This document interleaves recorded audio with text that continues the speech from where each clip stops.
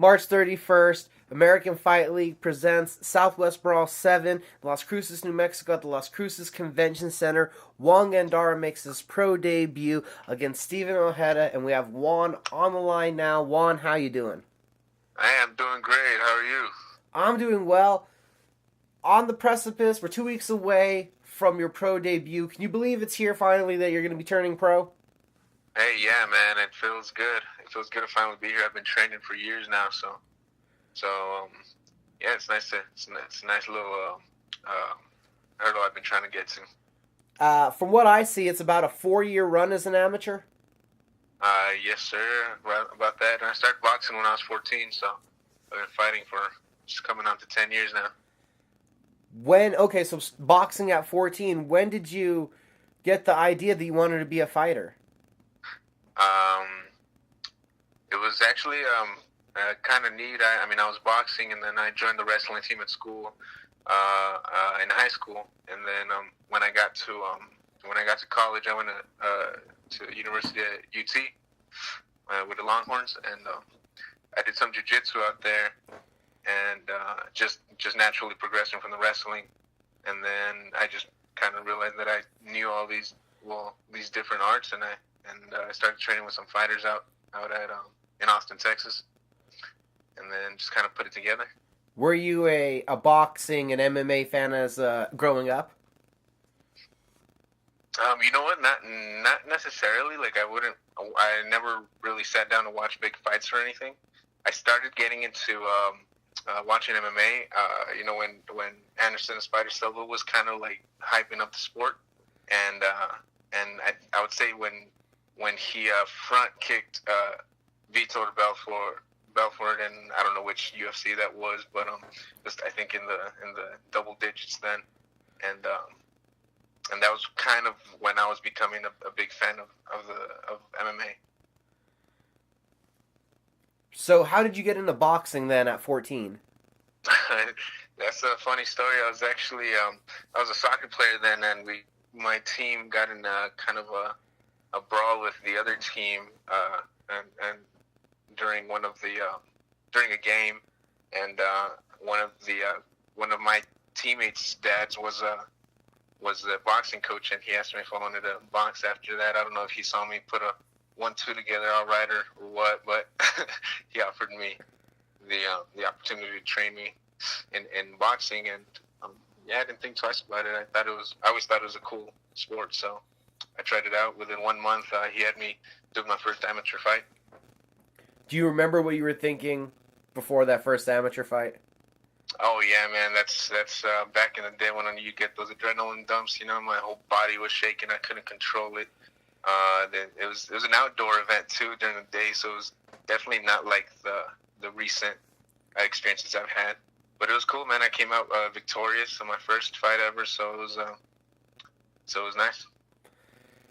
What was it like getting offered or making the commitment to take that first amateur MMA fight? The first amateur MMA, you know, that one was I was very nervous for that one too. I had been putting, you know, the arts together.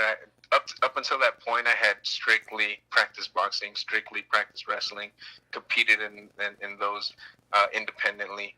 So putting it together was definitely a big jump, and it showed. I actually lost my debut, and you know, I think a lot of that was the nerves, just kind of unexpectedly doing silly things that didn't coincide together in the cage. They maybe would have worked independently in wrestling or in boxing, but yeah, it's a different sport, it's a different game.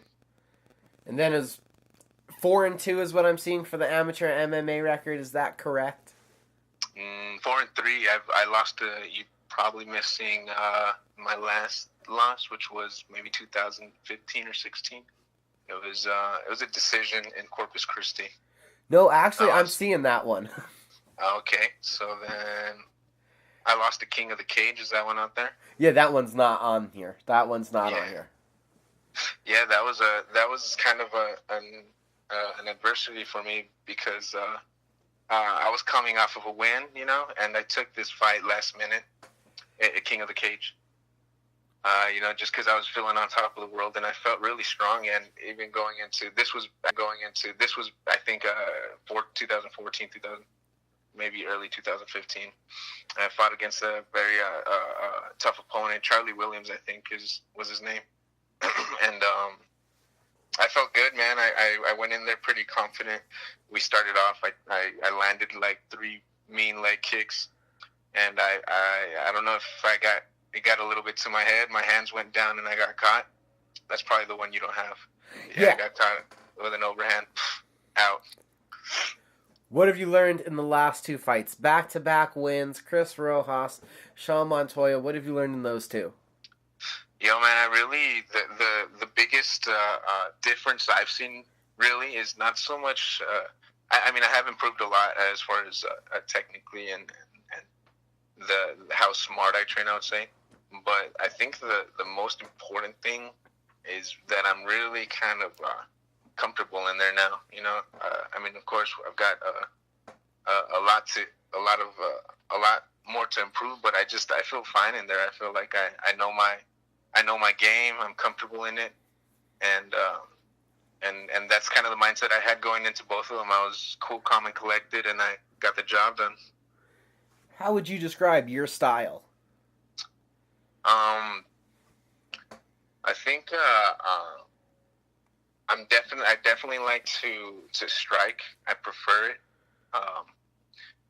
but I feel like if anyone is a better striker than me, then they can't be a better wrestler, a better jiu-jitsu practitioner. I just don't see it right now.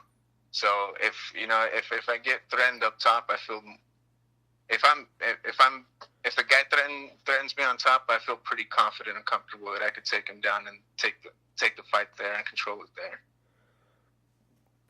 What kind of positivity did you take away from the last one, going the full 9 minutes and taking the decision over Montoya, using that wrestling? You had a lot of top pressure in that fight.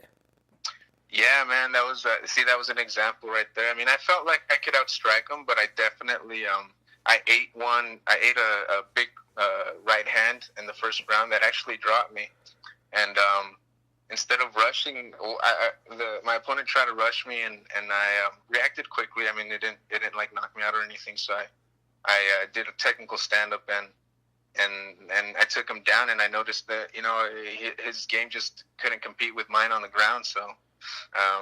I just kept it there for the remainder of that round, I think, and the whole second round. And I was just thinking, like, if I'm comfortable here, dominating here, I'm gonna let it go, let it keep going here. Towards the last round, I know that the fans like to see some strikes being thrown too, so I kind of decided not to take him down initially, and I thought we'd bang a little bit.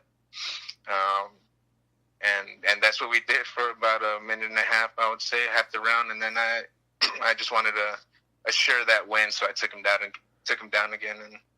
And I'm not sure if I beat him up anymore after that, but I wanted to land those takedown points and to just kind of demonstrate that was always an option of mine. With the back-to-back wins, talking with your coaches, what makes right now the right time to make this jump into the pro ranks? I would just say that everything's in place, man. My striking feels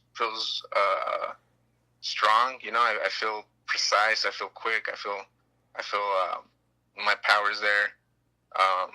My ground game feels strong.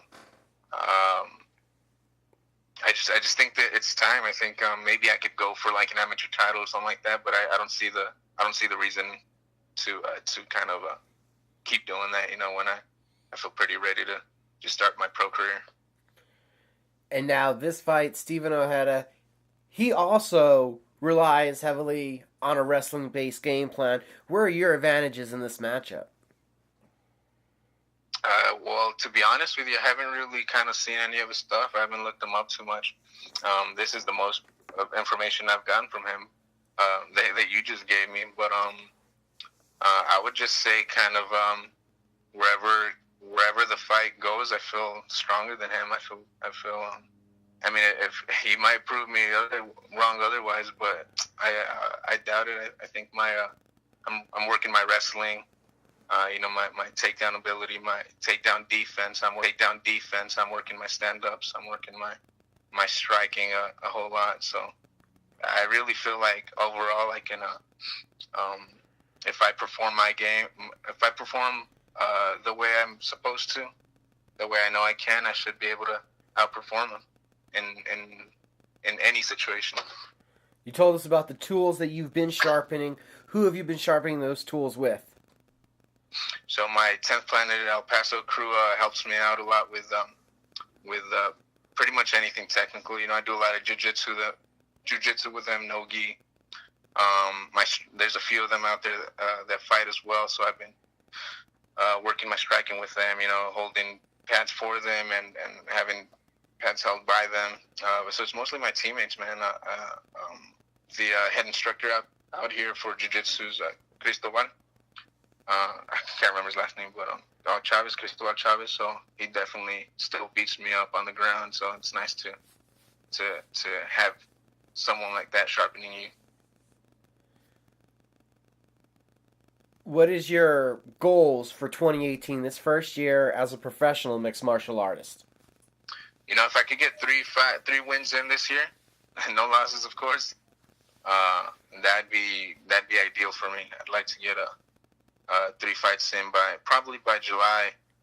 I'm thinking about heading out to Thailand later on in the year, around August, for about a month and a half to just kind of like work on my striking out there.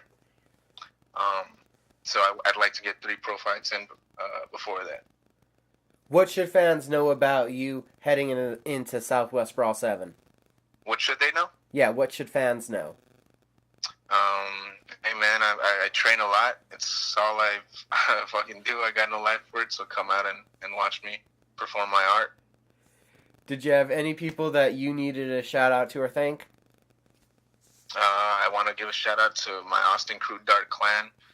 Derek Garza, who just started up just opened up the gym, Dark Clan Fight Lab. I want to give a shout out to my team here, my El Paso crew, 10th Planet El Paso, and other than that, just my family, my friends, and fans. Shout out to you guys. Thanks for the support. And how can people follow you on social media if they're not already? Yeah, y'all can follow me on Instagram at Juan Gandara _Jr. It's me, like, in my weigh-in stance, so it's pretty easy to get. Facebook, it's just Juan Gandara, same profile pic, I think, and those are the only ones I'm on right now. Southwest Brawl 7, March 31st. We'll see everybody out there. Thank you for the time, sir. All right, thank you, brother.